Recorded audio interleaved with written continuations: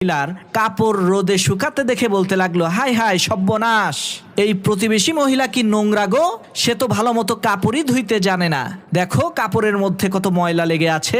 এইভাবে সেই প্রতিবেশী মহিলা যখনই তার কাপড় ধুয়ে রোদে শুকাতে দিত, তখনই ওই লোকটার স্ত্রী প্রতিবেশী মহিলাকে তুচ্ছ তাচ্ছিল্য করে বলতে থাকতো, কি অপরিষ্কার বোকা মহিলা, কাপড় ধুইতেই জানে না। এইভাবে চলে গেল 1 মাস। একদিন হঠাৎ করে সেই লোকটার স্ত্রী জানালা দিয়ে দেখতে পেল সেই প্রতিবেশী মহিলার কাপড়গুলো খুবই পরিষ্কার পরিচ্ছন্ন দেখা যাচ্ছে। তখন সেই লোকটার স্ত্রী লোকটাকে বলতে লাগলো, এতদিনে মনে হয় ওই প্রতিবেশী মহিলা কাপড় ধোয়া শিখে গেছে।